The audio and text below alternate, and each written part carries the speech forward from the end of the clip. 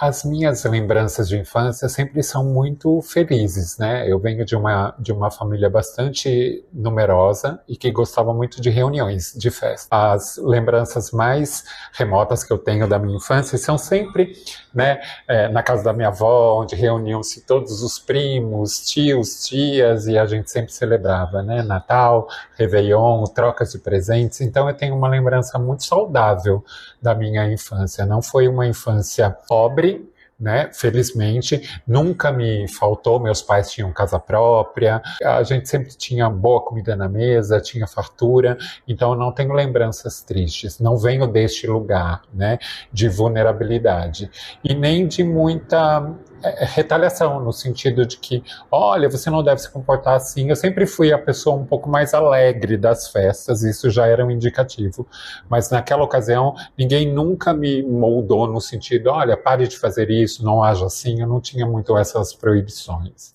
Olá, Contigo Lovers, tudo bem com vocês? Hoje no canal, no LGBTQI Amamos, vocês sabem que antigamente eu contava a história das pessoas, né, através de vídeo, mas hoje eu quero que as pessoas contem a sua própria história.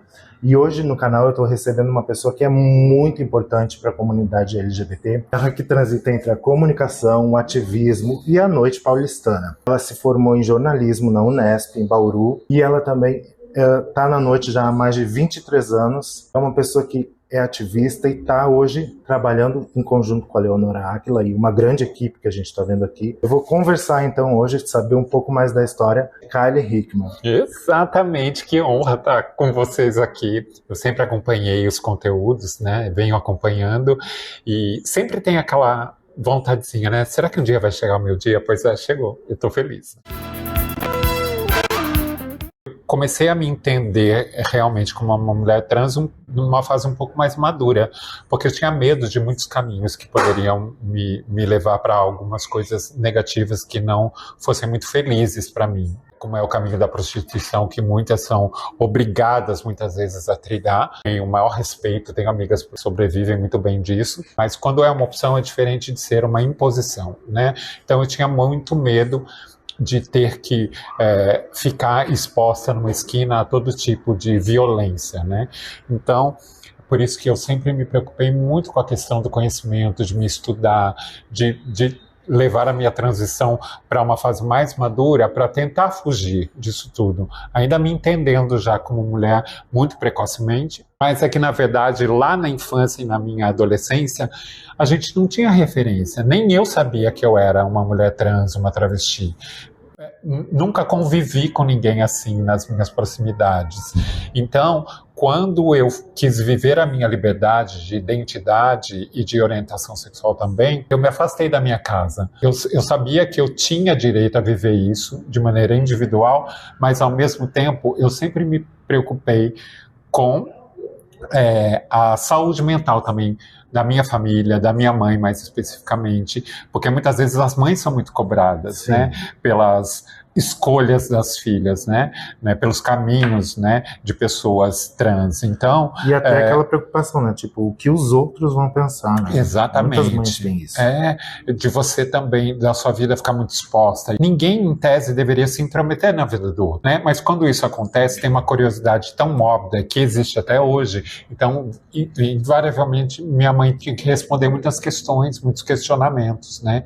E aí, como minha mãe também não convivia diariamente comigo, muitas vezes ela se alarmou com muitas coisas, né? Sobretudo o que a gente via na televisão, que era a violência. Então minha mãe sempre teve uma vida de muitos sobressaltos. Ela sempre ai, minha filha, né? Tá acontecendo alguma coisa com você, né? E eu passei muitos perrengues também, que minha mãe nem soube que eu passei, porque eu sempre tive o objetivo de blindá-la das minhas dores, porque a mãe sofre tudo, sim, o que a gente sofre também, né? Então nunca foi uma questão de invalidação. À medida que eu fui me entendendo como essa mulher, né, eu passei por inúmeras fases. No primeiro momento eu achei que eu era um menino gay, homossexual apenas, né, mas não, aquilo era o início da minha construção como mulher. E aí foi nessa fase madura que eu me entendi plenamente e me senti confortável na minha identidade, e aí que eu pude ter a segurança de falar para minha mãe: olha, você teve um filho, cis, né?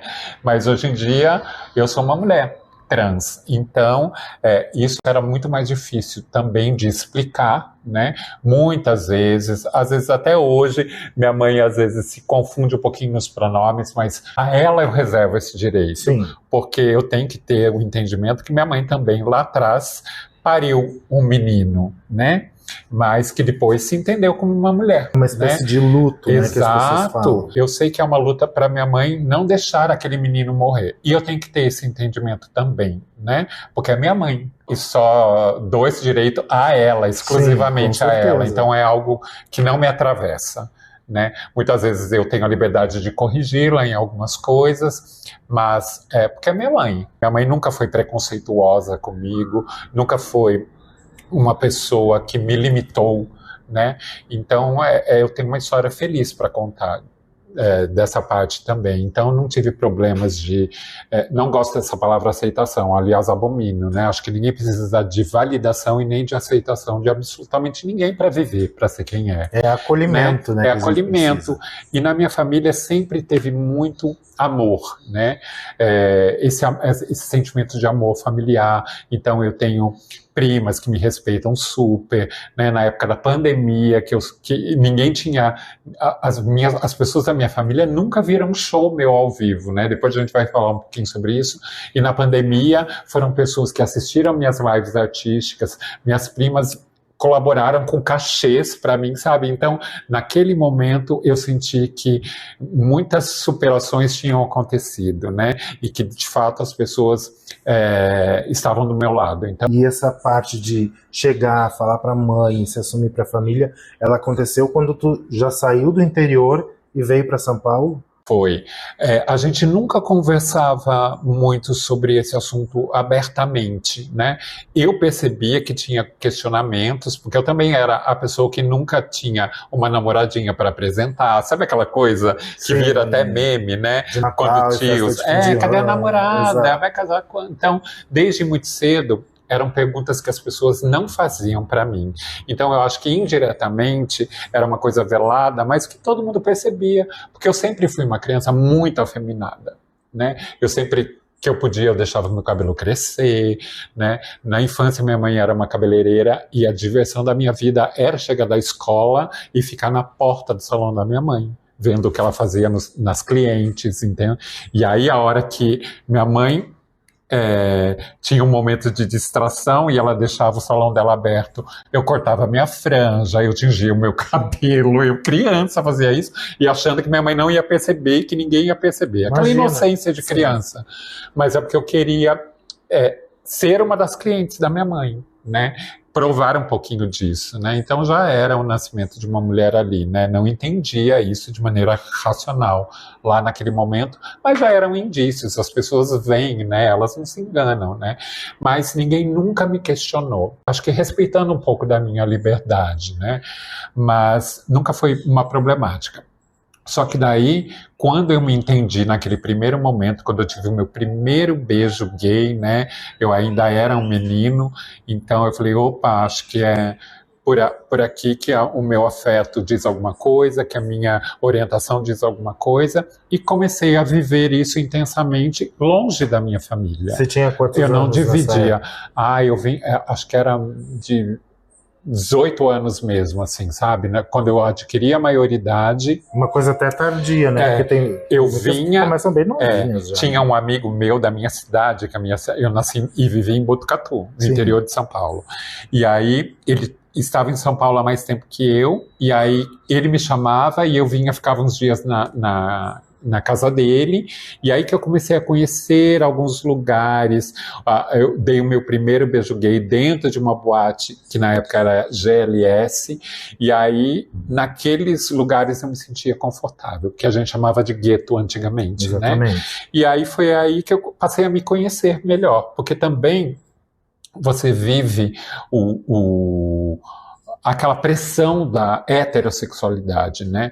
Então, a gente muitas vezes luta contra a sua natureza, né? Fala, ai, não quero, porque sabendo que você vai ser excluído, que você vai sofrer preconceito. Então, racionalmente, você fala, ai, não queria ser isso, né? A gente mesmo tem esses dilemas para enfrentar, por causa dos problemas que vêm. Porque na escola mesmo, eu só convivia com meninas, eu cheguei eu conto isso nas palestras que eu dou, que eu lembro que na época, para fugir dos esportes masculinos na educação física, eu cheguei a quebrar o meu braço. Nossa. Então eu fazia algumas coisas meio limite, assim, porque eu não conseguia fazer esportes masculinos, eu não me sentia à vontade naquele espaço. Então eu arrumava formas de fugir daquilo.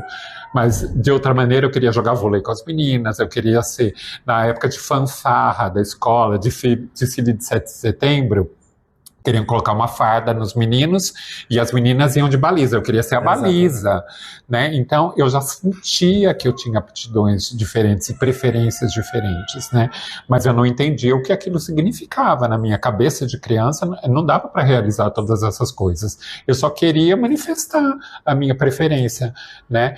Sobre infância, acho que, voltando nessa questão da infância, a minha primeira frustração é porque eu só ganhava presentes de menino, né? E eu queria o presente da minha irmã, das minhas primas, eu queria as bonecas, e eu não podia verbalizar isso na época, só era uma frustraçãozinha, né? Mas, hoje em dia, é tranquilo, né? Pensar sobre isso, falar sobre isso, não me deixou nenhuma marca negativa, né? Eu entendi. Hoje, na maturidade, você entende que você precisa passar por tudo isso, né? E nada me deixou dores profundas nesse sentido. E é importante dizer, porque tem muita gente que não tem a história que eu tive, né, que foi um pouco mais positiva, né, mas eu acho que na fase adulta é que eu comecei a experimentar coisas um pouco mais radicais e que me atravessaram muito mais, né. E a comunicação, ela já era presente nessa infância, na adolescência? Era uma coisa que você já imaginava, vou fazer comunicação, eu quero me comunicar com as pessoas? Como é que entra a faculdade de comunicação na tua vida? Eu já era uma criança, num primeiro momento, eu tenho fotos de infância que eu era uma criança muito emburrada, porque eu sempre tive um gênio muito forte. Aquariana, né, gente? E aí, na escola, eu e meu irmão, eu tenho um irmão um pouco mais velho, né, 1 ano e 3 meses mais velho que eu, e aí teve um erro na matrícula da escola e o meu irmão era para fazer o primeiro ano e eu era para fazer, na época, o que chamava de pré-escola, né? Por causa da idade. Sim. Teve um erro na matrícula e matricularam o meu irmão e a mim juntos no primeiro ano, só que eu não tinha feito pré-escola. Só que eu acompanhava o meu irmão em casa. Sim. Aí a diretora falou, olha, as salas estão cheias, e aí se ele, na época, se adaptar, ele continua. E eu mega me adaptei. E, na época, eu sempre fui uma criança muito estudiosa. Só que já existia uma espécie de competição entre mim e meu irmão, porque na época, as escolas que eu estudei no interior tinham uma eleição de melhor aluno e melhor companheiro. O meu irmão era mais sociável, ele era o amigo de todos os amigos, ele ganhava sempre de melhor companheiro e eu ganhava de melhor aluno. O popular da escola. Só que para o meu irmão não, porque ele tinha as mesmas notas que eu e ele achava que o melhor companheiro é uma coisa melhor, eu quero ser premiado pela minha nota também. Então o meu irmão, como era mais sociável, então ele ganhava esse título e eu ganhava pelas minhas notas, até porque o meu irmão era muito mais simpático. Porque só depois, mais tarde, que eu fui entender, é que como eu não me encaixava muito, então eu ficava muito mais, tipo, não sabia, retraído, entendeu? Eu queria ficar com as meninas e não podia. Sim. Então isso me fez uma criança emburrada. Só que depois eu fui sendo uma criança muito falante. Eu fui crescendo e ficando uma criança muito falante, a ponto da minha mãe falar assim, de me levar na missa e eu não parar de falar. E eu era uma criança muito conversadeira, eu sempre me interessei por pessoas. Acho que por isso que eu trabalho com direitos humanos hoje em dia. Porque eu sempre fui uma pessoa de conversar muito. E aí isso já era um traço de comunicação. E quando eu cresci e tendo aptidão, fazendo trabalhos de escola, gostava de apresentar trabalhos de escola, era validada por isso. Então aquilo foi me dando um conforto no sentido de falar com parar as pessoas, né? Então, se tinha um jogral, eu queria estar, se tinha um coral, eu queria estar, eu gostava do palco já, e gostava de conversar. Então, isso já era comunicação, sem entender que ainda era. Aí, quando foi chegando a época do vestibular, tanto eu como meu irmão escolhemos jornalismo. Passamos a escola toda estudando juntos, eu e meu irmão, né, crescendo juntos, depois fomos para a faculdade juntos também, e aí fizemos 4 anos de jornalismo na Unesp de Bauru, que era uma faculdade que era super difícil, passamos no vestibular juntas, né? Era a época que existia o vestibular, a gente não falava de Enem, era um vestibular clássico, né? De faculdade tinha que pública. fazer cursinho e tudo mais. E também estudamos em escola pública, importante que se diga, né? Lá em Botucatu, que era uma escola muito renomada, para a gente ver como era a qualidade do ensino antigamente, né? E isso nos creditou, né? Nos capacitou para fazermos também uma faculdade do peso da Unesp, descobrindo que o jornalismo era realmente a minha praia dentro da faculdade. Falei, não, escolhi a faculdade errada. Tanto eu quanto o meu irmão. O meu irmão, hoje em dia, já trabalhou com assessoria política. Meu irmão é radialista até hoje, então enveredou por essa comunicação do rádio. E eu fui para uma coisa mais de comunicação empresarial, fiz assessoria de imprensa da Sabesp durante longos anos, e depois fui enveredar por assessoria de imprensa artística, enfim. Inclusive, recentemente eu vi num story teu, em que teve um evento recente sobre a Casa 9 de Julho, né? Sim. E tu falou no story que aquilo ficou muito marcado para mim, que tu disse assim, que na época que tu chegou em São Paulo, se tivesse uma casa como aquela, a história teria sido diferente para ti. Uhum. Né? Eu vi tu falando isso no story. Como é que foi chegar em São Paulo, enfrentar essa cidade grande, é uma coisa que te engole, né? E como é que foi, assim, sair lá de Botucatu, e aí foi para a faculdade, veio para São Paulo, e como é que foi isso na tua vida? Na verdade, eu fiz uma mudança segura, né? Eu tinha um terreno seguro, porque eu fiz um concurso público na minha cidade, lá em Botucatu, onde estava se instalando uma superintendência da Sabesp, da Companhia de Saneamento Básico. E aí eu fiz o concurso público para entrar na Sabesp e passei em primeiro lugar, gente. Olha, mas eu entrei lá como auxiliar administrativo na época, uma coisa um pouco mais básica, porque eu ainda não era formado em jornalismo. Uhum. Quando eu me formei em jornalismo, houve a possibilidade de abrir uma vaga na comunicação da Sabesp aqui em São Paulo, né, na sede da Sabesp em São Paulo, que era lá em Pinheiros, na rua Costa Carvalho, lembro até hoje. E na época, daí me surgiu um convite, né, que daí lá eu passei depois que eu me formei, havia uma área de comunicação, né, uma célula de comunicação lá em Botucatu, e aí eu passei a trocar muitas informações, né, e receber diretrizes aqui de São Paulo. Quando surgiu uma vaga aqui, eles me convidaram para vir. E aí, na época, foi tudo tão repentino que eu não pensei.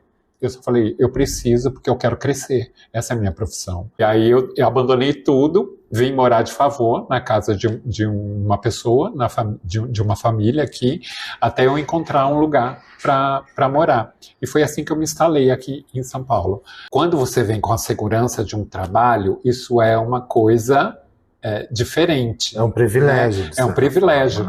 Eu não sabia, na época também, eu não via pessoas da comunidade nas grandes situações de vulnerabilidade. Eu não tinha contato com essa realidade. Talvez porque eu vivia nessa bolha, sim, né, onde tantos vivem até hoje. E aí é como se uma realidade nova foi começando a se apresentar.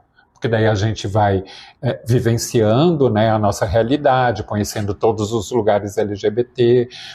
E naquela ocasião eu já me entendia diferente, né, continuava sendo uma pessoa diferente, mas fantasiada para o trabalho, porque eu cheguei num cargo de confiança lá, cheguei a ser coordenadora de redação na Sabesp, coordenando e liderando uma equipe de jornalistas onde todos eram mais velhos do que eu era a pessoa mais jovem, e na época eu trabalhava de terno e gravata, já me entendendo uma pessoa completamente diferente, meio que flertando com essa questão da transição, falando, meu Deus do céu, será que é isso, né? E aí eu também me enclausurei muito naquele personagem, porque eu precisava vencer na vida. Sim. Né? Eu falava, não, eu preciso avançar aqui, adquirir um pouco mais de independência, me conhecer melhor e um pouco mais de história profissional, longevidade profissional, para daí eu pensar mais em outras questões, né? E aí foi por isso também que eu fiz uma transição tardia, porque eu não queria retroceder em nada. Sabe quando você não quer abrir mão de nada? Sim. Toda escolha realmente traz uma renúncia. Tanto é que quando eu escolhi viver livremente a minha identidade, porque já me entendia como uma mulher trans que deveria passar por todo o processo, é difícil falar sobre isso porque me traz uma lembrança que na época era ruim, mas que acaba sendo boa hoje em dia, porque eu entendi que aquilo também era necessário para a ruptura entre esses dois mundos, né? Porque eu tive que deixar nascer essa mulher mesmo. E foi um processo dolorido. Então foi um parto para mim, porque eu sabia de todas as coisas que, né? Onde é que eu seria jogada, socialmente falando. E aí eu fui jogada nessa vulnerabilidade. Porque, como eu disse, toda escolha traz uma renúncia, ou muitas renúncias, né? Mesmo depois de ter tido bons empregos, de ter tido essa trajetória, eu falei, eu só tenho uma vida para viver. E se eu não assumir essa minha identidade, né, definitivamente eu vou ser uma pessoa eternamente fantasiada e eternamente fazendo a vontade dos outros, não a minha própria vontade. Mas quando isso aconteceu, tu era concursada? Era concursada na Sabesp. E como é que foi a situação? Eles te exoneraram, então? Eu pedi, houve um plano de demissão, né, voluntária, e aí naquele momento eu me sentia muito sufocada dentro daquele terno e gravata, era algo insuportável já para mim, e aí eu falava, não, eu tenho que abdicar disso tudo, né, e aí eu pedi demissão, imaginando que, vou ter o dinheiro da minha rescisão, e aí depois, enquanto isso, vai ser o tempo suficiente para eu me adaptar. E aí você se depara com uma realidade que não é exatamente a que você planejou. O dinheiro, que não foi dinheiro pouco daquela rescisão, que seria suficiente para comprar, por exemplo, um apartamento pequeno, uma kitnet. Eu só tinha aquele dinheiro para sobreviver. Os dias passavam, as oportunidades não aconteciam, porque daí eu entendi o peso do preconceito, das portas fechadas, né, de que uma travesti não tem facilidade para se inserir na sociedade. E aí eu fiquei pobre. E falar isso é difícil, mas é uma realidade que a gente tem que dividir. Ainda bem que Deus não me desamparou, e depois daquilo, ter chegado nesse fundo do poço, fui forte e consegui transformar o meu caminho de vida, né? Aí sendo uma mulher trans, uma mulher plena. Porque naquele momento onde eu abdiquei de absolutamente tudo para ser a mulher que eu sou, eu nunca me arrependi, por mais que me faltasse tudo. Eu já morei em lugares insalubres, né, onde tinha rato no corredor, mas eram os sublugares onde se permitia alugar um cantinho para uma travesti. Porque até hoje, gente, você pode chegar num condomínio, tem 15 mil placas para alugar na porta.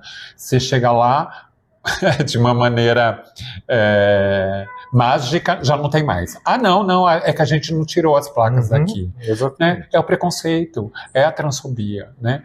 Então, eu fui ao limite. Fui para a vulnerabilidade e naquela ocasião eu falei, olha, eu tive contato com essa realidade, de que existiam pessoas que precisavam de políticas públicas, que existiam pessoas que não teriam chance na sociedade, não teriam chance no mercado de trabalho, porque eu vivi tudo isso na pele. Né? Quando eu saí da Sabesp, nem foi um baque tão grande, porque eu já tinha conhecido a Léo, e aí eu descobri que ela não tinha uma assessoria de imprensa, né? Léo Áquila, que eu tô falando, tá, gente? Eu passei 8 anos trabalhando com a Léo, né? Os perrengues que eu falei que eu passei foi depois dessa fase, né? Então eu fiz a migração do meu trabalho de coordenadora de redação da Sabesp, né? E aí fui ser assessora de imprensa da Léo Áquila. Durante 8 anos viajei o Brasil inteiro e foi no momento que eu pude inspirar a Léo a virar jornalista, a estudar jornalismo também, onde ela teve aquele crescimento, aquele boom na televisão. Então eu pude colaborar um pouco tecnicamente para inspirá-la, a levá-la para a faculdade também, né? Só que daí, com a escassez dos shows, a Léo falou, não quero mais fazer isso, né? Então abdicou da vida artística dela e aí foi enveredar para a política. E eu fui enveredar para cuidar da minha vida também, porque a Léo já não tinha mais, já tinha abdicado de uma carreira artística e eu também tinha que tomar conta da minha vida. Sim. Mas eu, na minha doce ilusão, não imagina, jornalista formada com esse currículo, meu amor, não. O peso de ser travesti é muito forte, né, no Brasil. E aí foi nessa ocasião que eu vivi todos esses perrengues. E aí a Léo falou assim, amiga, daí a Léo também teve um casamento, e aí a gente não teve tanto contato mais, porque ela também tinha a vida dela para levar, e eu nunca fui uma pessoa de pedir ajuda. Nunca fui.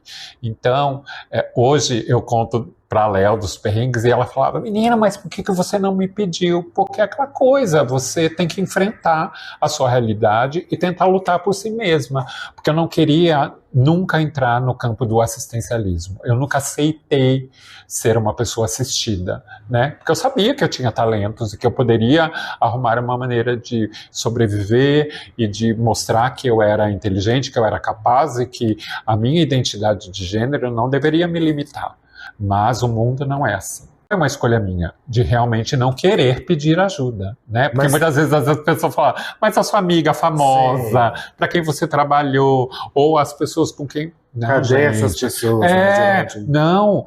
Isso muita gente pode chamar de orgulho, mas eu precisava tentar sobreviver sozinha, né, e tentar sozinha, né, com as qualidades que eu imaginava que eu tinha e que de fato eu sei que eu tenho. E aí depois eu descobri que eu falei assim, quer saber? Eu vou arriscar fazer outras coisas, né? Eu falei, vou abandonar um pouquinho essa minha, o meu aprendizado como comunicadora, já que as portas estão fechadas para mim, e comecei a trabalhar como designer gráfica autônoma. Mas aí você fez aula para isso? Não. Eu ia em Lan House e eu ficava 1 hora por dia assistindo videoaulas no YouTube.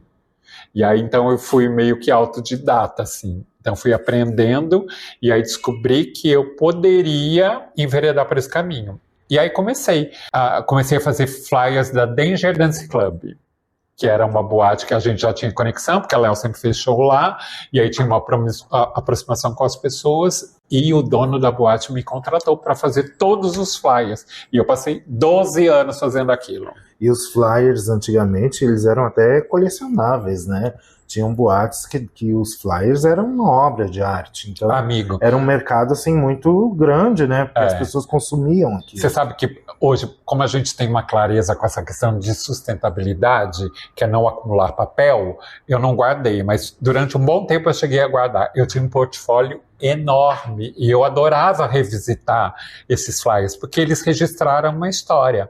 Na época os flyers eram impressos porque as casas noturnas tinham promoters que trabalhavam na rua, distribuindo, panfletando, distribuindo esse material, né? Principalmente na área central, onde se concentrava a comunidade LGBT. Então existia esse movimento. E eu tinha um orgulho danado de ver aquilo que eu criei com a minha cabeça, com a minha técnica, transformado em papel, num flyer físico e acabar na mão das pessoas. Mas ao mesmo tempo me incomodava também quando eu via a sujeira no chão, assim, e as pessoas pisando, meu trabalho, enfim, né, e o planeta também reclamando daquilo. Mas eu tive a felicidade de sobreviver muitos anos só fazendo flyer. E aí as pessoas começaram a notar que eu tinha um estilo também. Começa a fazer flyer com a Kylie, porque ela é maravilhosa, ela entende, né? Porque eu acho que é estética, a gente vai tendo vai se apurando esteticamente. É uma assinatura, né, Kylie? Né?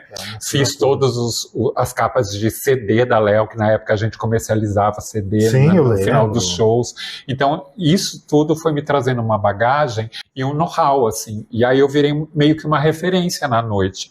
Aí todo mundo queria fazer flyer comigo, mas eu tinha uma espécie de exclusividade com a Danger, não podia trabalhar para outra casa noturna da época. Fui muito procurada, assim, e para outros lugares do Brasil, enfim. E hoje em dia, até hoje, outro dia veio aqui na coordenação uma pessoa visitar a Léo e falou assim, e você que fez um flyer para mim de uma parada, não sei o que, de Santo André, São Bernardo, sei lá.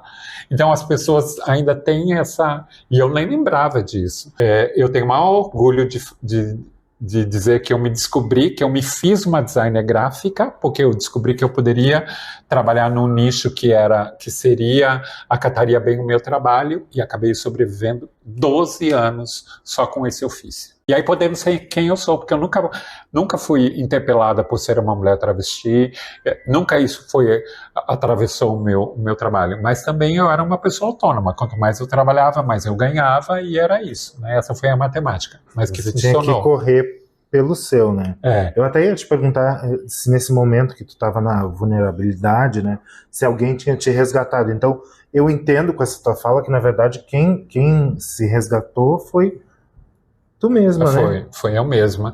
Reitero que eu não queria que as pessoas se penalizassem, né? Porque eu nunca tive pena de mim. Eu nunca me vitimizei, né? Claro, eu chorei muitas vezes escondida. Eu já passei uma semana da minha vida comendo um pacote de bolacha água e sal para não passar fome, porque eu também não queria ir para uma boca de rango, como dizem. Tipo, aquelas coisas que você fala que poderiam interferir no teu orgulho, né? Na tua altivez. Eu nunca quis me olhar desse lugar. Então, foram coisas que agora eu me sinto à vontade para contar para você, porque elas não me machucam mais. Foi uma superação. É a história da minha vida, então... É uma coisa da tua personalidade, né? Que a gente também precisa entender que tem pessoas que não têm essa coragem, né? Não diria coragem, como essa força toda essa interior. Blindagem, né? Tem gente que precisa, às vezes, de um assistencialismo, de uma ajuda, né? A gente sabe que tem muita gente que está nesse lugar de vulnerabilidade e não consegue se levantar sozinho. Não tem força, sozinho, né? Não tem nem consciência de que pode. Até mesmo essa minha fase vulnerável, eu tinha um certo privilégio, porque eu já tinha conhecimento, né? Eu já tinha conexões, então, e até para mim foi difícil. Então, imagina para uma pessoa que não tem. Então, eu entendo gente que precisa das políticas públicas hoje em dia, gente que precisa de um certo assistencialismo, gente que precisa de uma cesta básica, gente que precisa bater na porta dos outros para pedir emprego. Pelo amor de Deus, me contrata para fazer absolutamente qualquer coisa, porque eu fui essa pessoa também. Né? Chegou um momento que falaram, aqui só tem vaga, mas não é para você, porque eu fiquei muito tempo no limbo, porque eu ia para procurar emprego, aí as pessoas falaram, olha, o seu currículo é muito bom, eu não tenho uma vaga para a sua aptidão. E aí, a vaga que eu tenho aqui, eu prefiro colocar uma pessoa já específica, que está no começo de carreira e que vai aceitar. E eu, na época, falava, não, mas eu aceito qualquer coisa. Eu aceitei dar muitos passos atrás, mas mesmo assim, eles falavam, mas eu prefiro alguém mais jovem, mas eu prefiro... Também tinha muito da identidade de não querer uma travesti, né? Preconceito, né? Mas as pessoas não verbalizavam e eu aceitava qualquer coisa, né? Para mim não existia passos atrás. Então, aceitei até, tipo, precisa fazer faxina aí? Eu vou, né? Então, trabalhar nunca foi uma vergonha, né? Ter que dar passos atrás nunca seria uma vergonha para mim, mas nem isso me foi possibilitado. E é por isso que eu procurei, tipo, sabe... Eu preciso ter uma ideia e preciso achar um meio de sobreviver, né? Já era muito assediada para a prostituição, fui muitas vezes convidada para sair do país, mas eu morria de medo de viver pouco, porque a gente sabe que a violência alcança muito mais as pessoas que ficam expostas, né? Então, os corpos que a gente vê hoje em dia, que continuam sendo expostos, ainda estão muito vulneráveis para a violência, né? E eu não queria me colocar nesse lugar. Então, cheguei a fazer alguns programas pela internet, porque daí já começou aquela coisa dos sites de acompanhante, né? Mas até para isso precisa ter talento, viu, gente? E de fato eu não tinha. Não tinha porque a gente sempre quer ter aquela liberdade de fazer uma coisa por aptidão, né? O meu corpo não era preparado para isso, o meu corpo não era preparado e não ter escolhas para mim me doía muito, né? Então, muitas vezes, quando você está lá à disposição dos seus clientes, você não pode escolher, né? Se o fulano está cheiroso, bem vestido, se é bonito, se tem um corpo perfeito, se fuma, se não, sabe, assim, não era isso. E eu sou casada também há 21 anos, então isso era uma outra coisa que me afligia muito, né? E aí acabou que não deu certo. Mesmo, eu tentei algumas poucas vezes e acabou não rolando. E aí eu falei, eu preciso me redescobrir e achar novas oportunidades. E aí fiz essa oportunidade acontecer. E foi ali realmente que eu comecei a deslanchar e a trabalhar muito como designer gráfica, né? Ter feito isso durante 12 anos seguidos, sabe? Foi nesse tempo que eu consegui colocar a minha prótese de silicone, que para mim era determinante. A Kylie dos palcos, onde entra aí nessa história? Você sabe que eu falo que eu inspirei a Léo a ser jornalista e ela me inspirou a ser artista. Porque durante o tempo que a gente conviveu juntas, né, pelo fato de eu ser assessora dela, eu bebia muito da fonte. Me encantava ver a Léo se maquiar, porque ela sempre se automaquiou. E eu fui olhando, observando, e aí eu lembro que... Você conhece o Bar Queen, né? Sim, eu trabalhei no Bar Queen lá. Virou um patrimônio. Virou um patrimônio, né, reconhecido, e eu fico muito feliz que isso aconteça, né, a condecoração de uma história, porque eu estive lá no começo. Eu estive lá na inauguração deste bar e eu cheguei a trabalhar como hostess desse bar. Era uma hostess indoor, que a gente fala, né, que não era na calçada, a pessoa abria, eu era a primeira pessoa que ela via, e na época o Queen, ele lotava. Tinha filas para entrar, vinha muita gente importante que frequentava o Queen, tinha muitos gringos e eu arranhava no inglês, então sempre dava match, era muito legal, né? E aí, na época, eu lembro que a primeira vez que eu me montei foi a Léo que me montou. Total, foi ela que me maquiou, foi ela que impressou uma roupa para mim, eu lembro que era uma roupa amarela ainda, cheia de plumas, né, amarela e dourada, e lembro disso até hoje. E aí teve uma noite no Queen que era Eles São Elas, onde os funcionários podiam se vestir de mulheres. E aí tinha uns concursos e coisa e tal, e eu participei desse concurso e eu ganhei esse concurso. E aí eu falei, eita, acho que eu tenho um pouco de aptidão para isso, né? E ali começou a nascer uma artista também, né? E aí eu bebi muito da fonte da Léo, porque na época eu também era uma transformista, né? Que depois veio a ser chamado todo mundo de drag queen, né? Mas era um termo que a gente mal começou a conhecer. No Brasil, né? Era transformista. A Léo foi considerada a maior transformista do Brasil durante anos, né? Título que pertencia ao Eric Barreto, que não está mais entre nós, que tem uma história linda para contar. E depois de Eric Barreto, era a Léo. E aí eu lembro que nos shows da Léo era esse título que a gente... Inclusive, era a minha voz de bastidores que anunciava a entrada da Léo, né, em cena. E aí o público vinha abaixo, né? E naquela ocasião a gente anunciava ela como a maior transformista do Brasil, que ela era um título que ela tinha e há eram anos, espetáculos, né? Aquela história que ela vendeu o apartamento para fazer o grande espetáculo dela e tudo mais. Tinha esse estudo. E né? Isso não é fábula, tá, gente? É uma história que eu conheço e é de fato, né? A Léo se construiu, ela também teve que promover os próprios palcos dela, para ela sair da bolha, para ela ser reconhecida fora do gueto, né? Porque a arte não tem limite, né, gente? Então, não é porque você faz arte drag que ela tem que ficar confinada, né, nas boates. Ela sempre se entendeu muito maior do que isso. Isso foi inspirador para mim. São 23 anos de noite, não só de performances artísticas. Aí as pessoas me chamavam para ajudá-las em projetos de abertura de casas. Então eu trabalhei em vários bares, várias casas noturnas, né? Fazendo flyer, fazendo logotipo, trabalhando no projeto artístico da casa, trabalhando no projeto estrutural, né? E aí foi assim que a noite começou a me absorver. E sempre sobrevivendo de maneira autônoma. Faz 23 anos que eu tenho esse contato com a noite, mas trabalhando de diversas formas, né? De uns tempos para cá, acho que foi 2017, porque eu não tinha registros bonitos na internet do meu trabalho artístico, porque eu cheguei a fazer alguns shows e aí chegou um momento que o meu marido não queria mais que eu fizesse shows. Porque a gente estava vivendo um casamento tão acalorado e extremamente apaixonados, e ele ficava com ciúmes. E aí eu falei, eu posso abrir mão disso, porque eu não estou trabalhando efetivamente com isso, né? Eu trabalhava com a noite, mas em outras funções, fazendo as minhas divulgações, meus flyers, enfim. E eu acho que eu posso abrir mão para poder viver intensamente essa relação. E foi o que aconteceu. Eu fiquei fora dos palcos por muito tempo. E aí, nesse tempo que eu fiquei ausente, que veio todo mundo registrando tudo pela internet, começando a YouTube, eu falei, ai gente, eu não tenho um registro bonito para mostrar do meu trabalho artístico.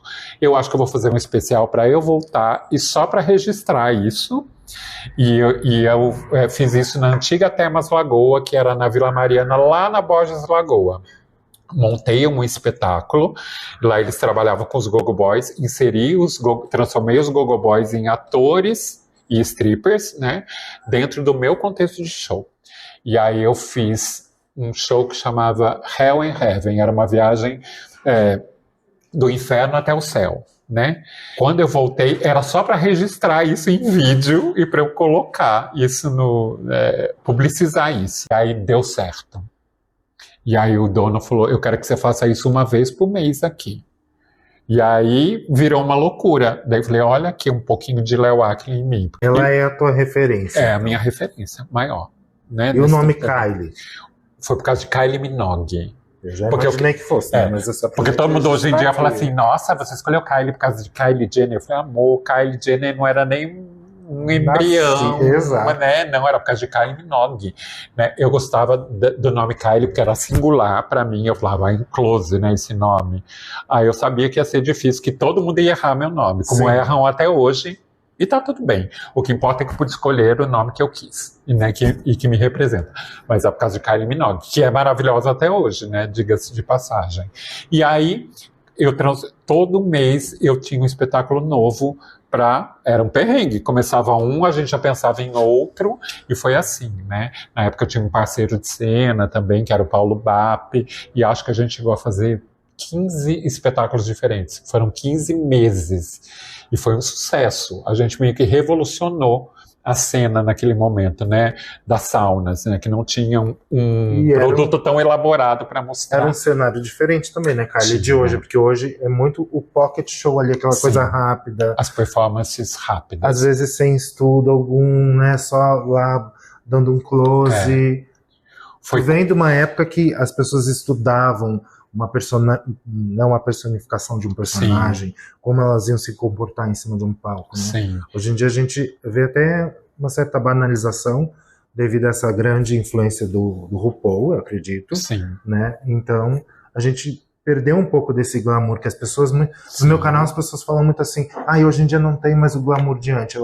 Antes eu acho que tu pegou um pouco disso também. Pois é, e você sabe que foi quando a Léo entendeu que essa cena estava mudando que ela falou que ela tinha que sair de cena. Porque ela já sabia que aquele produto não ia ser mais tão bem absorvido. E aí a minha inteligência foi ter feito isso em outro espaço, que não a boate. Porque a boate já não tinha espaço para isso mesmo. Eram só as performances individuais, né? Veio o bate-cabelo muito, que encantou as pessoas, e tá tudo bem, tá, gente? Mega respeito.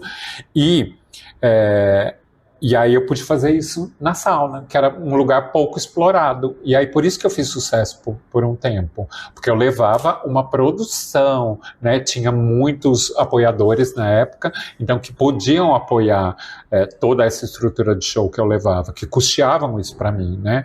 E aí ali eu pude viver o meu sonho mesmo, né? Muito inspirada na Léo, mas que também durou pouco tempo porque haja fôlego e a cena vai mudando. Sim. Aí não tem mais como, entendeu?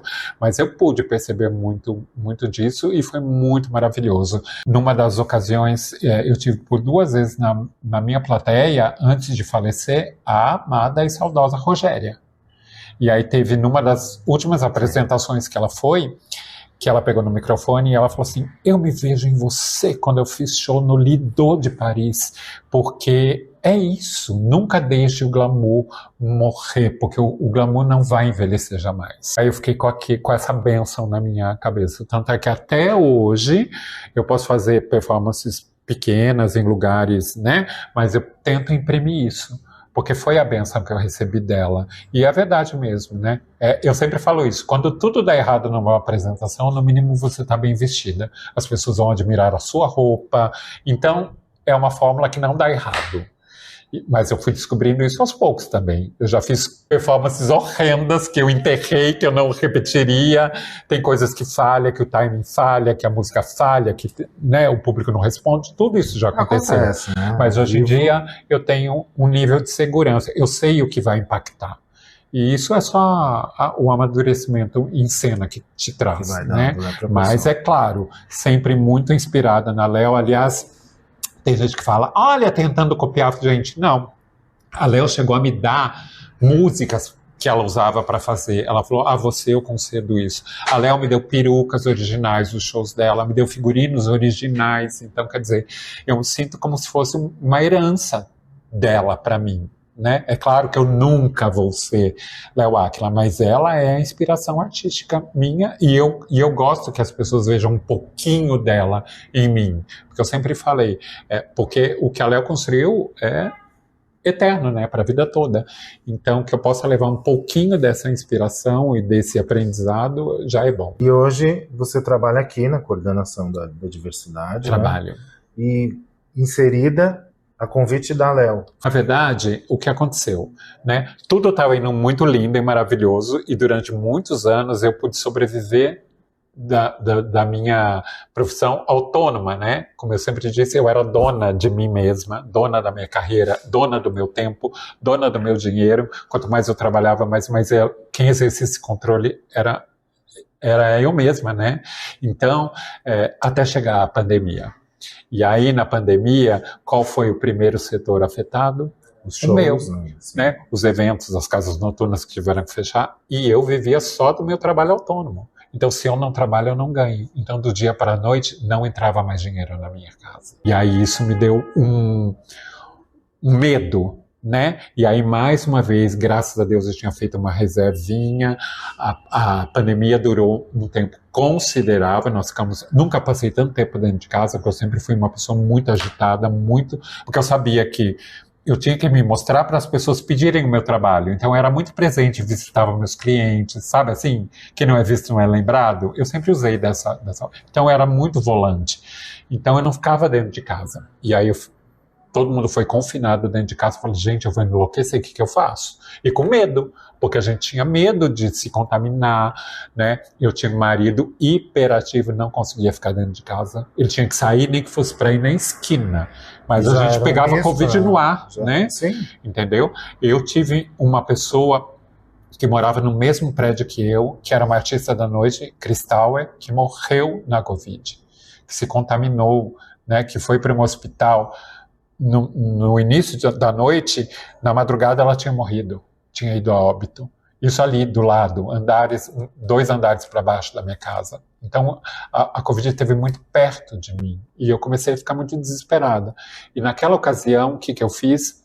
Comecei a utilizar o Instagram como uma ferramenta para desabafar e para ocupar o meu tempo.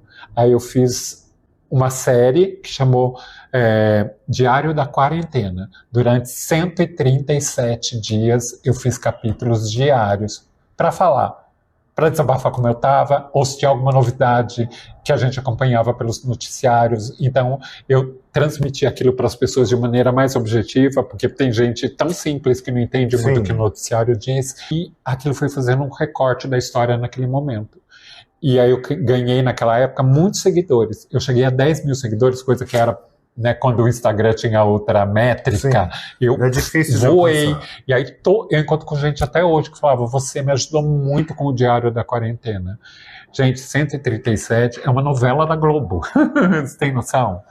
E aí aquilo era terapêutico para mim, porque eu sabia que hoje eu vou me arrumar porque eu tenho que abrir a câmera para conversar com as pessoas. E eu comecei a receber feedback das pessoas, meu direct. Então eu passei a minha pandemia alimentada por essas pessoas também. E aí eu descobri, gente, não tenho palco, não tem boate aberta, tal, vou fazer minhas lives artísticas. E tinha patrocinador nas minhas lives, comecei a ganhar Pix, tipo, passei a pandemia sendo alimentada por essas pessoas, e monetizada por isso. De certa forma, tu acabou furando uma bolha, porque se antes tu estava nichada, as boates de São Paulo, a noite daqui, de certa forma o Instagram te deu essa visibilidade nacional, né? Porque outras pessoas começaram a te ver. E aí eu trouxe convidados, cada um abria a câmera, sabe assim? E foi muito dinâmico, foi muito bom, né, ter feito isso. No começo eram R$600 o auxílio emergencial, né?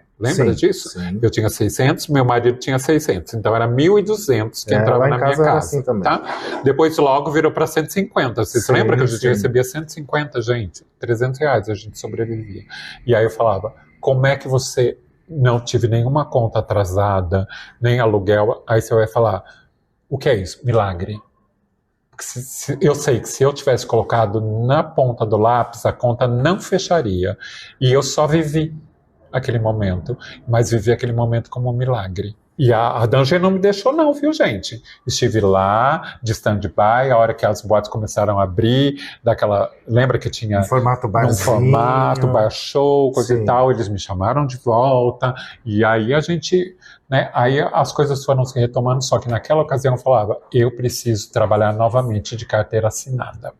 Só que daí o tempo já tinha passado muito, eu já era uma travesti madura, continuava sendo travesti, as portas fechadas, as oportunidades, as portas na cara, e tinha a questão do etarismo. Ninguém contratava pessoas 40 a mais, né?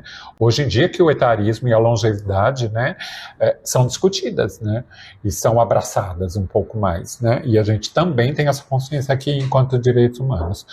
Mas eu falei, era uma dificuldade. Aí teve um chamamento para uma dinâmica da Starbucks, do grupo que tomava conta das marcas, né?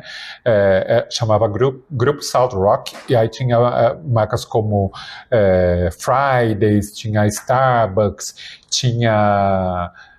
depois veio Subway, enfim. E aí eles tinham um programa dedicado, fizeram uma dinâmica para poder preencher algumas vagas por pessoas trans. E era uma empresa, a Starbucks, que já praticava diversidade. Então, já tinha mulheres e homens trans balconistas atendendo, né? Não só no mês da diversidade, né? Não, já era uma coisa da cultura, né? E vindo da cultura americana, né? Da sede da Starbucks para todos os países, né? E aí o Brasil já tinha muitas lojas abertas e tinha, inclusive, pessoas trans em posições de liderança, gerentes de loja, homens e mulheres trans, né? Coordenadores, gerentes de loja, e eles fizeram uma dinâmica, só que naquela ocasião eu tinha que desprezar o meu currículo, era para entrar na oportunidade que tivesse. E aí foi um dia inteiro, eu lembro, que eles chamaram essas pessoas, eu acho que eles chamaram 50 pessoas, apareceram 20, porque nessas horas tem sempre os atravessamentos. Tem pessoa trans que não tem como se locomover, pagar uma passagem. Parece pequeno, né? Mas é um universo que as pessoas muitas vezes não vivenciam. Exatamente. E que existe. Pessoas que não acreditam, porque tem muita coisa fake também, né? E aí foi isso. E naquela ocasião, eu fui tão bem nessas dinâmicas que no final do dia você tinha uma avaliação global e alguém te chamava para uma conversa particular e falar, olha, você tem aptidão, tantas marcas gostaram. Eu saí de lá com 3 propostas de emprego. Olha só. E aí eu poderia escolher E aí vieram as etapas posteriores, que foi ir até a sede da empresa, conversar com alguns líderes, né, gestores e coisa e tal. E na ocasião, todo mundo, eu conversei com diversas pessoas, gerentes, gestores, e todo mundo gostou de mim, e todo mundo falava, nossa, mas o seu currículo é muito bom. Eu lembro que uma gerente de RH virou para mim e falou, bom, a gente vai abrir mais alguns andares aqui, né? Na época o grupo funcionava dentro do prédio da Gazeta, ali na Paulista, e eles estavam ampliando, porque estavam chegando novas marcas, e eles falaram, a hora que a gente abrir os outros andares, o que você acha de ser recepcionista? Eu falei, lógico, uma mulher trans, recepcionista, de um grupo forte desse, que representa tantas marcas, né? Isso é um avanço, eu sou o cartão de visita. Sim. Aí eu falei, mas vai demorar alguns meses ainda, tá? Eu falei, eu já esperei até agora por essa oportunidade, eu posso esperar um pouco mais. Aí acho que passou uma semana só, a menina me ligou, eu falei, nossa, mas ela falou que ia demorar 2 meses para me ligar, ela já tá me ligando, eu falei, a gente sempre pensa no pior, né? Eu falei, alguma coisa ruim aconteceu. Ela falou, então, Kylie, a gente tá querendo te absorver imediatamente, mas como eu te falei, essa vaga vai demorar ainda, né? Se eu te disser que se a gente criar uma vaga de comunicação, uma vaga básica, isso te afetaria? Ia retroceder alguns passos. Eu falei, para mim não existe retrocesso, para mim existe avanço, é um novo momento, né? Eu estou lutando novamente para me inserir no mercado corporativo de carteira assinada, numa empresa que representa muitos valores que me agregam, né? Eu quero trabalhar aqui, então para mim não existe tempos atrás. E aí é uma oportunidade. Eles criaram uma vaga de assistente de comunicação para me absorver. E aí eu comecei a trabalhar junto com a minha coordenadora, chama Ellen, porque ela é viva até hoje, e que é uma pessoa extremamente doce, que me deu capacidade de voar, e aí eu e ela éramos responsáveis pela comunicação interna, né, das marcas ali. E aí me destaquei, logo a Starbucks, o gerente de marketing da Starbucks, falou, eu quero ela para mim. Aí começou uma disputa interna dentro da Starbucks, para me absorver, né? A Starbucks com as outras marcas, aí vieram conversar comigo, olha, você tem liberdade de escolher, né, a sua trajetória de carreira aqui. E aí eu falei, eu vou, porque consegui ser uma pessoa, uma analista de marketing, né, já ia com uma promoção. E aí na época eles falaram, você tem muita aptidão nas redes sociais, então a gente quer que você cuide das redes sociais da Starbucks. Tanto é que eu cheguei a ser a Barbie da Starbucks, viu, gente? Lembra da bebida da Barbie? Eles escolheram a mim para ser a Barbie. Olha só. Na época teve um monte de hate, mas também o meu engajamento foi lá em cima. Mas foi. Tanto é que eles não barganhavam valores, né? Então eles nunca ligaram para isso, né? E aí eu voei lá. Foram 2 anos muito, muito felizes, e através deles foi a Starbucks que retificou meu nome, com 50 anos de idade. Eu demorei 50 anos para nascer, eu já disse isso numa matéria que eu dei para a Globo, que está ali fixada no meu Instagram, porque isso foi a minha história, né? Então eu tive muitas coisas tardias, mas nunca é tarde, né? Quando a gente renasce, quando a gente se entende, e eu nunca desisti de ser quem eu sou, né? Também nunca barganhei os meus valores, e aí eu comecei a virar meio que uma embaixadora dos programas trans dentro da Starbucks, que era esse de retificação de nome, que chamava Eu Sou. Olha que lindo o nome do programa, que legitimava, fazia a retificação dos partners que eram trans, e também teve um I Am Working, que era um programa de empregabilidade só. E eu acabei sendo meio que embaixadora desses 2 programas, que absorviam e legitimavam pessoas trans.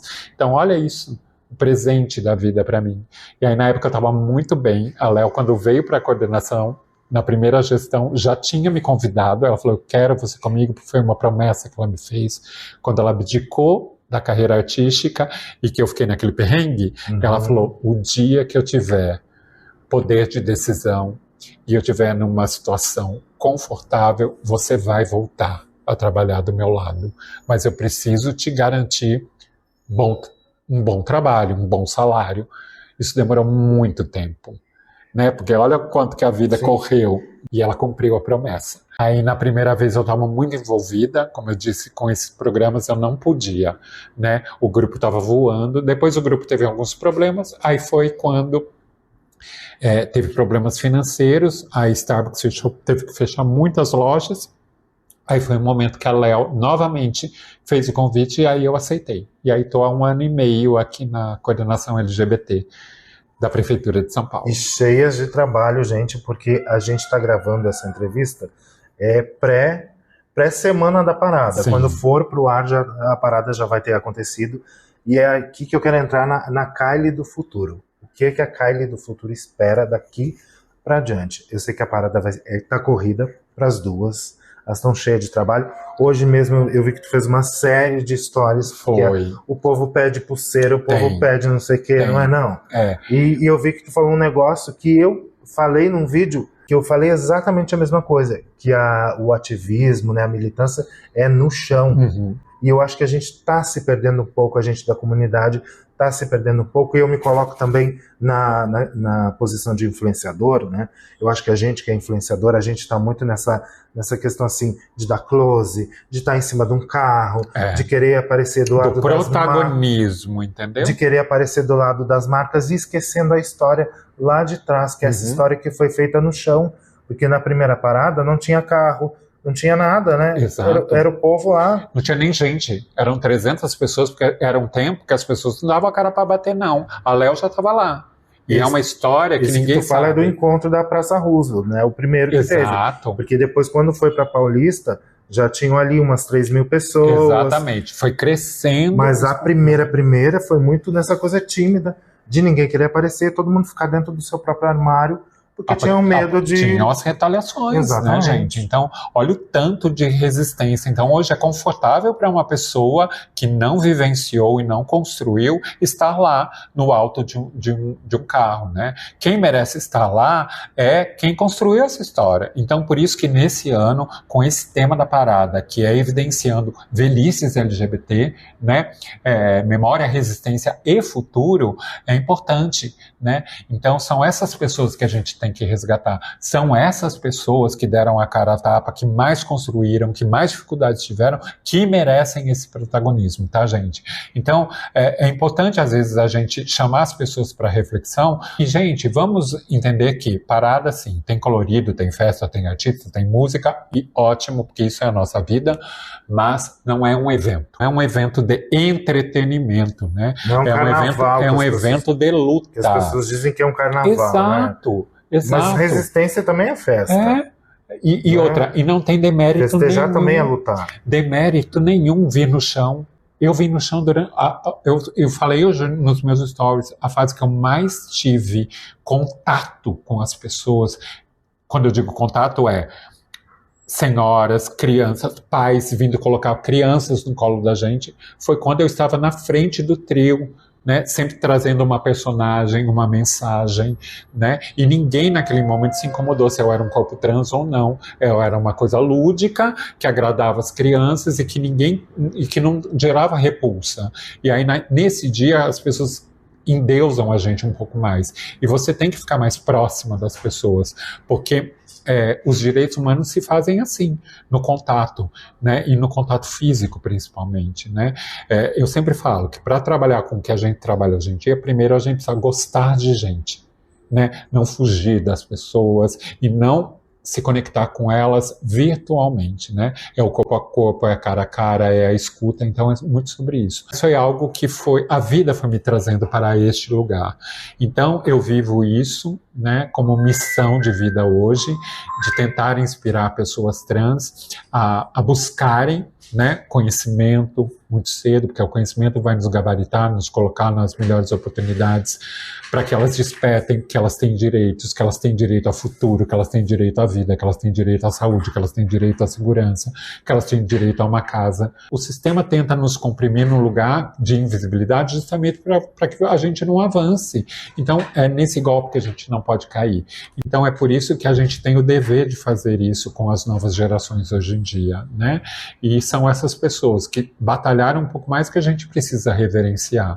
Como eu digo para vocês, eu acho até injusto uma pessoa que não luta, que nunca foi numa casa de assistência, que nunca ajudou uma pessoa que está passando frio na rua hoje em dia, que nunca foi entender a realidade de fora da bolha, não acho legítimo que essa pessoa esteja em evidência. A gente precisa colocar em evidência gente que ajuda a construir o terreno mais maleável e que garanta futuro para a nossa comunidade. Essas são as pessoas que merecem ser evidenciadas, né? É claro que você, enquanto influenciador, tem que colaborar, e é importante que você tenha esse compromisso. Por isso que eu gosto tanto desse conteúdo, e é por isso que a gente aceita dar entrevista para pessoas como você. A gente sabe que é alguém que está resgatando, que se preocupou com a história e que pode colaborar, né, para tornar essa história cada vez mais visível, né, e palpável para as pessoas. Porque as pessoas realmente que chegaram agora acham que o movimento começou ontem, né? E não, gente, muita gente pagou com a vida, sabe? E não só no movimento LGBT, como hoje mesmo eu fui ver uma exposição que está tendo aqui em São Paulo, a Fugaz, não sei se tu já foi ver. Não fui ver ainda, mas... E tem uma plaquinha lá que me chamou muita atenção, porque dizia assim, como é que era? Princesa... Não Princesa Isabel, sem zumbi.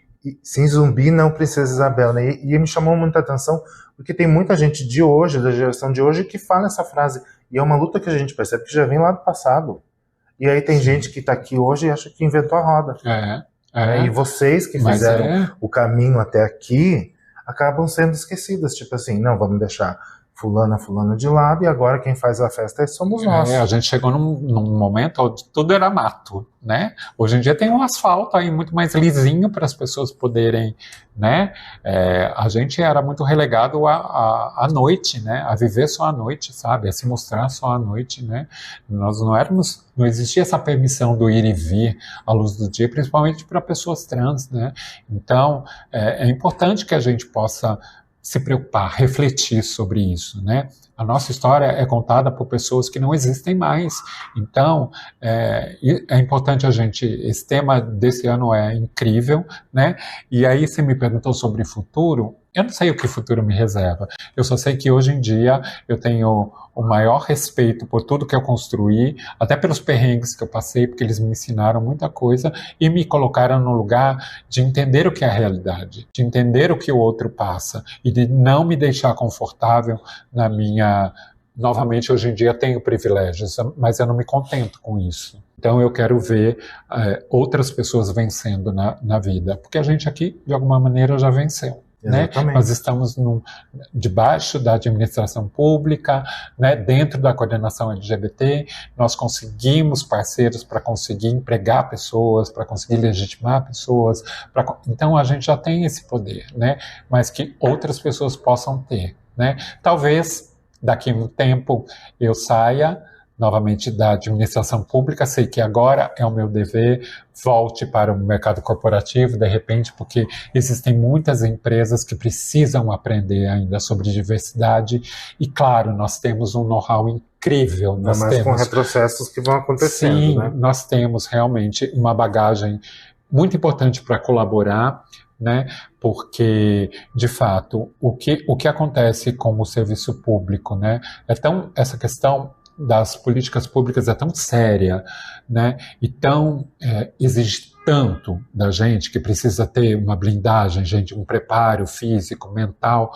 Por quê? Porque a gente convive com os fracassos todos os dias. Quando eu digo essa frase, as pessoas falam, como assim? Porque qual é o fracasso diário? É quando você não consegue aquela vaga de emprego, é quando a pessoa não percebe que ela tem que se ajudar, que tem a parte que ela quer fazer. Então, todos os dias a gente lida com fracassos diários. E a gente precisa ter muita força para conviver com isso todo dia, porque é sempre alguém que vai perder a vida, que vai desistir, Então, são esses fracassos que eu falo, né? Então, eu seria tão feliz que não existissem, por exemplo, centros de referência, porque a gente luta para isso, né? Que bom seria que não existisse o Transcidadania, onde as pessoas naturalmente poderiam ir para a escola, né? E não desistir de estudar porque sofrem violências e preconceito. Que bom se todos os equipamentos de saúde ainda respeitassem, né, o nome social, o nome retificado das pessoas, né? A gente luta e temos uma administração muito preocupada com isso, mas são avanços ainda que a gente precisa fazer, né? Estamos atrasados em muitas coisas, mas nós aqui estamos fortes e tentamos fazer muito mais até do que nos é permitido, né? Muitas vezes as pessoas não sabem desse trabalho de bastidores e nem precisam saber, mas o que é importante é que enquanto existem pessoas como nós aqui dentro, a gente luta todos os dias.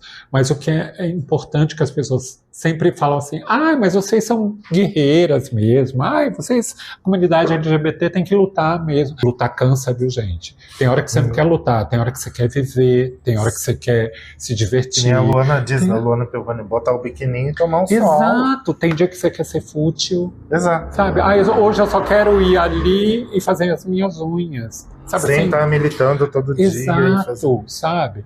Então é um movimento que desgasta muito a gente, né? Mas, enfim, a gente entende a nossa importância nesse momento. Talvez os livros de história não registram, mas a história, estamos fazendo história aqui, né? Ainda que isso não seja eternizado ou escrito, vai haver, quando alguém procurá-lo no futuro, documentos assinados pela gente, o nosso legado que a gente vai deixar aqui. Com toda certeza. Né, que a gente, quando a gente sair daqui, a gente vai devolver esse combo, né, para a administração, então vai estar uma fotografia daquilo que a gente conseguiu avançar aqui. E isso já é história, né? A gente não precisa que os livros contem, mas a gente sabe que a gente escreveu, né? Que a gente documentou coisas, porque história é documento, né, gente? Então, é sobre essa memória que a gente precisa conversar, né? É sobre uma velhice com conforto, sem abandono, que a gente precisa conversar também, né? Porque ser jovem sempre é muito mais fácil. Como é ser um velho LGBT? Que é uma coisa bastante difícil dentro da nossa comunidade, Exato. Que tem um etarismo muito grande. Muito forte, né? Seu corpo só é atrativo enquanto você é jovem, né? Você só tem disposição, você só é bem aceito enquanto você é jovem, né? Vai chegar um momento que... enquanto tu tem algo a oferecer para alguém. Exato, né? Mas o tempo passa para todo mundo, né? Não é sempre que você vai estar no auge da sua vitalidade, do seu vigor físico, do seu vigor mental, porque é importante que a gente fale sobre saúde mental também, da nossa comunidade, porque tem pessoas desistindo de viver muito cedo, né? Isso ainda é um problema, que não se enxergam, que não entendem que podem pertencer. Então, é um trabalho muito árduo que a gente precisa fazer. E a gente não se isenta dele, né? E isso que é importante dizer. Então, o futuro, eu sou uma pessoa sempre de muita fé, sempre acreditei que não ficaria desamparada, como nunca fiquei. Sou devota de Santa Efigênia, e eu sempre... há muitos anos, desde um pouco antes da pandemia, eu vou para a igreja de Santa Efigênia para agradecer e exercitar o meu silêncio, a minha prece. Eu não sou uma pessoa de rituais, de acompanhar a missa, e aí, não. Eu gosto do silêncio e de me conectar. Acho que a conexão espiritual é algo, a alimentação espiritual é algo, não importa se você é umbandista, se você é kardecista, se você é evangélico, o que importa é que você precisa nutrir a sua alma de alguma coisa que vai além e que te torna mais forte mesmo, né? Então, desde que eu comecei a frequentar religiosamente toda semana a fazer isso é uma obrigação para mim. Eu sempre senti que Deus olhava por mim, né? Que não me deixava desamparada. E olha por todos os perrengues que eu já passei. Mas eu acredito que se você emanar o bem sempre vai te encontrar de volta. E é nisso que a gente precisa confiar. A lei do retorno. Porque nós somos feitos de energia. Né? Sua boca pode dizer 1000 coisas, mas a sua energia, né, nunca mente. Então isso é muito importante. Depender de mim, enquanto eu estiver fazendo esse trabalho, enquanto eu puder exercer, né, eu vou estar sempre exaltando o trabalho de vocês, né, a história de vocês, porque eu acho que é muito importante. Bem como tu falou, amanhã depois pode trocar essa coordenação, porque além da Kylie e da Léo, existe uma série de outras pessoas aqui por trás que vocês não estão vendo. Mas eu acho que esse legado, fantástico. Eu acho que esse legado vai ficar para as outras pessoas que vão vir, e é bem como tu disse. Quando chegar lá no futuro, as pessoas forem ver, tá lá a Kylie Hickman, ela fez isso e isso, sabe? Uhum. E eu acho que é uma coisa que vai ficar, e eu sou muito grato pela tua existência, pela tua luta, pela tua resistência, porque eu acho que tem muito disso. Sim. Que orgulha a gente, que faz com que a gente se inspire. Eu acho que tu é uma inspiração para muitas meninas, né, que estão aí. A gente sabe que o Brasil é o país que mais, né? Ainda é, né? Ainda é que mais mata as pessoas, né, LGBTs, principalmente as mulheres trans. E tu é uma pessoa que já está aí, ultrapassou os seus 50 anos, está aí com toda a sua vivência, garra e vontade de fazer coisas, né, muito além do que faz. É por isso que eu falo, todo ano passa mais um ano e a gente sempre vai, parece um mantra, né, de mau gosto que a gente vai entoando, né? Como é horrível a gente ter que todo ano vir falar, reforçar essa marca, né, dessa violência. E como é que a gente combate isso? Com políticas públicas e que as pessoas entendam desde muito cedo que, por favor, gente, estudem, adquiram conhecimento. Essa é a grande arma para tudo, né? É o que te vai levar mais longe. Aprendam a ser leves. Quando eu digo isso é porque eu passei, eu brinco com a Léo sempre que por tudo que a gente já passou é para a gente morder pessoas. E, no entanto, o que tornou a nossa história é o que mais... a sociedade espera de vocês, né? Pessoas raivosas para falar, olha, não estou dizendo, olha, não sabem conviver em sociedade, só gritam, só violentam, só, né? Não, amor. Primeiro que é uma resposta, né? As travestis, né, que a gente conhece os corpos trans mais violentos, foi porque sempre viveram muitas violências e tiveram que se defender, né? Porque a sociedade não é um anjo de candura com a gente, não, tá? Mas o que eu digo é que quanto mais maturidade a gente tem, a gente vai descobrindo os mecanismos para ir mais longe. E é isso que a gente faz, né? A Léo fez com a história dela, eu faço com a minha, saber a hora de recuar, saber quais são as guerras que valem a pena, principalmente conhecer os seus direitos, saber gritar na hora certa, saber retroceder na hora certa. Então é muito sobre isso, né? A vida é um grande jogo de xadrez para todas as pessoas, né? Para nós é um pouquinho mais difícil, porque querem matar as rainhas todo o tempo, né? Mas, enfim, a gente tem que aprender a jogar esse jogo, né? E quanto mais leve a gente for, com conhecimento, inspirando outras pessoas também, estendendo a mão, porque acho que ninguém faz nada sozinho, isso é o grande sentimento de comunidade, ninguém pode viver confortável numa ilha de privilégios, isso não é legal. É importante que todo mundo caminhe mais forte, mais junto, com mais volume, e é por isso que a parada é tão importante, né? Essa reunião de tantas pessoas é para mostrar que somos muitos, existimos e merecemos tudo que as outras pessoas merecem também. É sobre isso.